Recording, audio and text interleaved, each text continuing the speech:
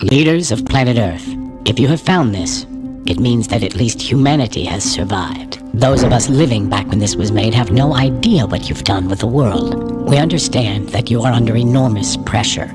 The pressure to try and institute change from inside of a thoroughly corrupted system. But you made the choice to be a leader, and with that decision comes responsibility. So right now, speaking to you, as the insanity pushes us closer to the precipice, I want you to look in the mirror and say how you acted upon the oath you took. Did you take the sacred power granted to you to simply play the part of a game show host in another season of Eat Shit Laugh? Did you keep preaching about the rule of law while those seeking justice were mocked, ridiculed, or even killed in jails? Did you keep telling us how our economies were growing as you lined your pockets at the expense of massive inequality that crushed the standard of living for your country's workers? Did you keep dumping crap into the earth and sky until there was nothing clean to eat, drink, or breathe? Or maybe, just maybe, you said enough is enough, and you finally decided to fight the madness. All I wanted was law, order, and freedom. Was it really too much to ask? That people practice civil obedience and actually follow the laws that they pass? Were all your words about freedom and democracy nothing but empty marketable slogans for baseball caps, bumper stickers, and coffee cups? Were your elections actually free, or nothing but rigged dog and pony shows? So which was it? Did you keep your oath? Can you proudly show this artifact to the world as proof of our progress? Can you?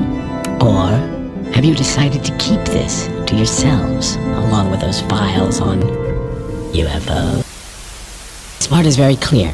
You're nothing but a pawn, and you'll remain a pawn until you play. The rules are clear. Take what they give you, give away what you have to, and the difference is yours. The question is, how big is the difference? Are you really intending to win? Well, why not? There are lots like me, and we're the actual players. Because on one side of us are the real cattle who let TV do the thinking for them, while on the other is power who believe that we are shit and feeble-minded cattle.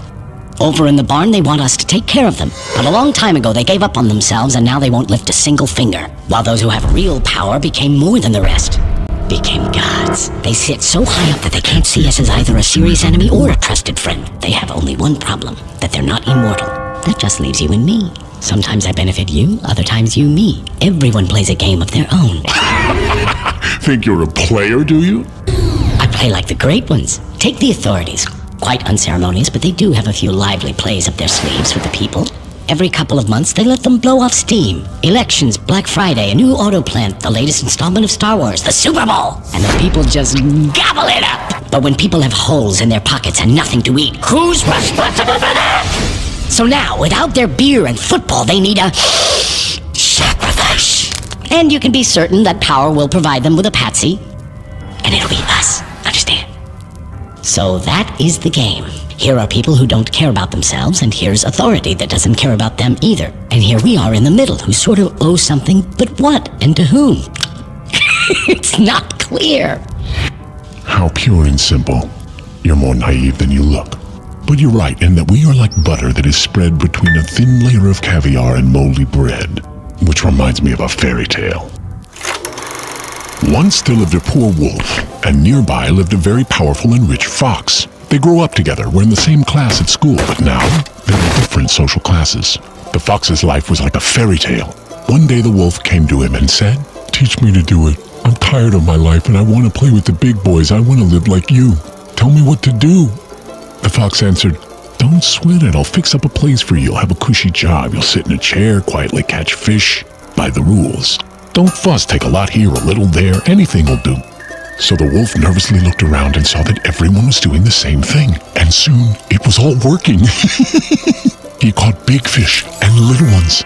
One day, the fox came to get his share of fish, but the wolf said to him, "Sorry, brother, this fish is stuck to my tail." So the fox went and unstuck it. He cut the wolf's tail off and unstuck the fish. Good thing the wolf wasn't using his for bait.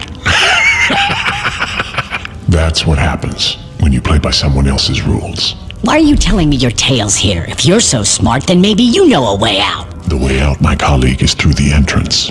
It's time to get out of this game. Look, yeah, we have money, and what good does it do? There is nothing for us to do in this country. The number of alcoholics and morons is larger than the whole population. It's all polluted, education doesn't exist, and that new auto plant? It's not real. There's no other way than to leave and wipe this nightmare from our brains. To leave? And who's going to let you do this? You'll never forget this nightmare because it won't ever let you wake up. We do have money. But whose money is it? Is it yours, really? Can you actually spend it? Or offshore it? Can you legalize it? Give it to your children? Don't lie to yourself. Don't be like the others. You're in a trap, and the trap will only open its jaws once you are good and deceased. We can buy our way out of a criminal suit, maybe a nice mansion, a few cars, expensive tutors for the kids, but that's about it. See, you're like a hamster on a wheel, no freedom to be seen while the system rolls right on. Why don't I tell you a fairy tale, my special friend? Once there lived a smart guy like you. He found a job, settled in, and slowly rolled along with his life. Then he looked around and rolled a bit faster.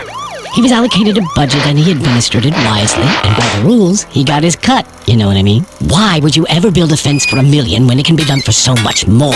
So he rolled on like this. The books looked good. Sometimes they didn't quite balance, but mostly it was a well-oiled machine. He'd give a taste to get off in court, give a taste to avoid an audit, he'd give a taste to whomever caught him and get away. But came the day he decided, enough. I've made enough for myself and my kids. No more risk. Everything can change. I'm leaving the game. Quietly. I need to move my money out and leave. I got away from Grandma. I got away from Grandpa. I got away from the traffic cop, the prosecutor, and the tax police. And I can get away from you, Mr. Fox. And what? What? Just letting him go would have been a total loss for the Fox. Nobody leaves. The Fox hates feisty people. To those who want to leave, he gives a very tough time. Bounces them from the tax police to the DA to court, bleeds them dry and tosses them in jail. You asked for it, gingerbread man. Why are you silent? Hello? Are you even here? Leave him alone. He looks like he's asleep. What can I say? You seem to be making some good points, so I didn't chime in. So what do you want? To win? Or not to lose? Not to lose. It doesn't matter. How is it possible to win or lose in a game where the rules are constantly changing, but are never changed by you? I want to tell you a story too. There once was a turnip that grew very, very big. They started tugging it in different directions, but just couldn't pull it out. The turnip creaks, but it won't come out. Then one smartass said, why don't we just grab the turnip together and pull it in the same direction? They grabbed it, pulled really hard, and pulled out the turnip. It shined gloriously like the sun, so beautiful, so smooth. When the turnip was just sitting there, no one got anything at all. But after it was pulled, everyone had enough. There is one way alone for us to agree amongst ourselves, to finally write some rules ourselves. And that's when it will start. Our game.